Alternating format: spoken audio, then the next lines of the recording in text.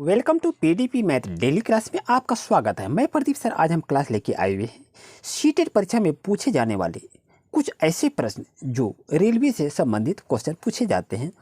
और ये क्वेश्चन देखिए क्या कह रहा है। कोई व्यक्ति 29 सितंबर 2019 को एक एक्सप्रेस ट्रेन में सूरत से नागरकोल जाने के लिए बैठा है। यह ट्रेन सूरत से 20:45 बजे चली और 1 अक्टूबर 2019 को 12:45 बजे नागरकोल पहुंची। यदि सूरत से नागरकोल के बीच ट्रेन मार्ग की दूरी 2200 किलोमीटर है तो इस यात्रा में ट्रेन की औसत चाल क्या है ये बताना है। क्या 55 किलोमीटर या 58 किलोमीटर या 70 किलोमीटर या 50 किलोमीटर। लेकिन दोस्तों इसको बनाएंगे कैसे। ऐसे क्वेश्चन जो सीटेट एग्जाम में जो पूछ देते हैं ना तो दिमाग बहुत घबरा जाता है। आखिर इसको सॉल्व कैसे करेंगे ये पढ़ते पढ़ते ये दिमाग खराब होता है। लेकिन दोस्तों बता दूं इसको घबराने की कोई बात नहीं है। इसको 3 स्टेप में इसको आंसर को निकाल लेंगे। क्या है फर्स्ट स्टेप को देखिए। गाड़ी कब चली है 29 सितंबर को। गाड़ी कब चली है 29 सितंबर को। देखिए सॉल्यूशन करते हैं फर्स्ट स्टेप से। आपकी गाड़ी कब चली है 29 सितंबर को गाड़ी चल गई। यहाँ तक समझने में कोई दिक्कत नहीं है क्योंकि 29 सितंबर को गाड़ी चली। उसके बाद क्या होगा 29 के बाद होगा 30 सितंबर को गाड़ी आ जाएगी। उसके बाद क्या है यहाँ कह रहा है क्या 1 अक्टूबर यही कह रहा है ना। 29 सितंबर को गाड़ी चली और 1 अक्टूबर को पहुंची तो 29 से 30 हो गया। 30 से क्या हो जाएगा 1 हो जाएगा यानी यहाँ पर क्या हो जाएगा 1 अक्टूबर हो जाएगा। तो आप बताइए यहाँ पर क्या दिन गाड़ी चला। यहाँ से यहाँ 1 दिन चला, यहाँ से यहाँ 1 दिन चला यानी कितना होगा 2 दिन हो गया।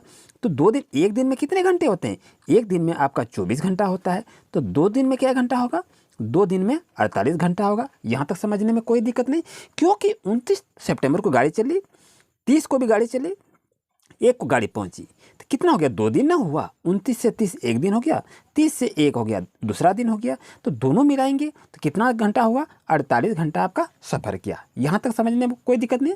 ये आपका हो गया फर्स्ट स्टेप। अब आते हैं सेकेंड स्टेप।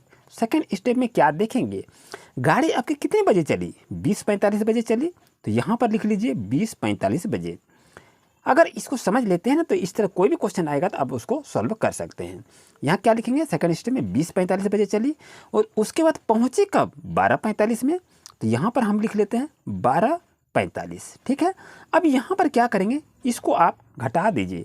घटाने के बाद आपके पास क्या आएगा 0 0 आएगा। 12 8 20। तो यहाँ पर देखिए आपके पास 8 बजे क्या रिमाइंडर इसका। ओके चलिए यहाँ पर देखिए फर्स्ट स्टेप में यहाँ पर इतना हम लगा लिया 48 घंटा हो गया। यहाँ पर आपका 8 घंटा आपका हुआ। इस बीच में डिफरेंस कितना 8 घंटा का है। अब चलिए देखते हैं यानी कुल समय यहाँ पर हम लिख लेते हैं कुल समय। यहाँ पर क्या आ गया कुल समय। कुल समय हम कैसे निकालेंगे यहाँ पर जो 48 घंटा आपका हुआ तो 48 घंटा में से क्या करेंगे 8 घंटा को हम घटा देते हैं तो कितना हो गया आपका 40 घंटा हो गया।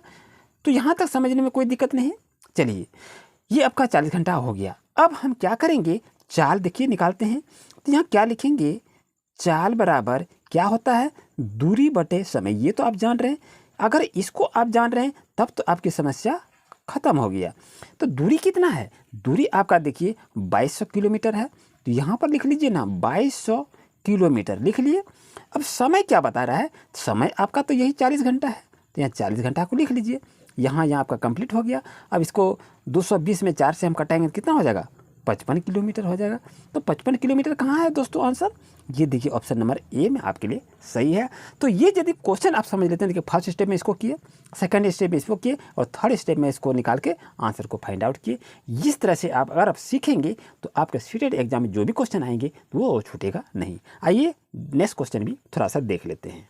नेक्स्ट क्वेश्चन को देख रहे हैं किसी व्यक्ति ने गांधी धाम से नागरकोल के लिए ये जो आपका लिखा है इसको छोड़ दीजिए पढ़ने की आवश्यकता नहीं है। गाड़ी कब चली और कब पहुंची और समय क्या है बस 2 ही स्टेप इसको यहाँ पर फॉलो करना है। चलिए यहाँ पर देखते हैं 12 10 21 को गाड़ी चली है। तो यहाँ पर लिख लीजिए 12 10 21 को गाड़ी आपका चल गया है। ठीक है। और गाड़ी पहुँचा कब है 14 10 21 को। यहाँ पर लिख देते हैं 14 10 21 को आपकी गाड़ी पहुंच जाती है। तो यहाँ अब देखें हम कैसे इसको फाइंड करेंगे।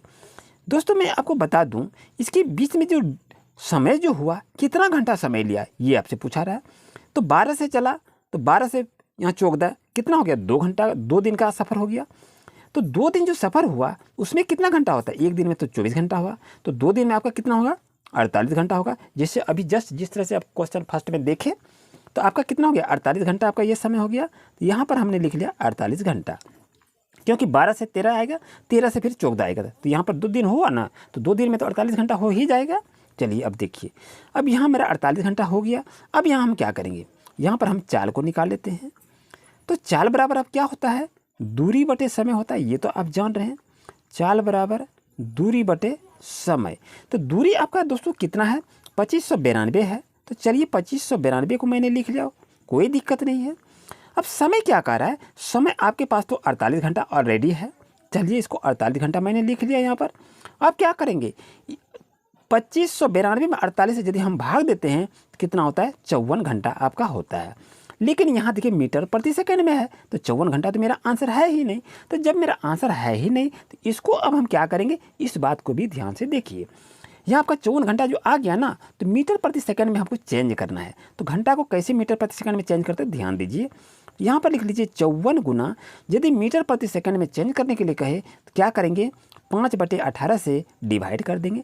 कितना हो जाएगा? 18 तिया 54 हो जाएगा, तो 5 तिया 15, यानी 15 मीटर प्रति सेकंड दोस्तों आपका आंसर हो गया। तो ऑप्शन नंबर बी दोस्तों आपके लिए सही है। अगर इसी तरह और भी आपको क्वेश्चन चाहिए तो वीडियो को पाते ही कमेंट करें और चैनल पर नहीं तो सब्सक्राइब जरूर करें। Thank you.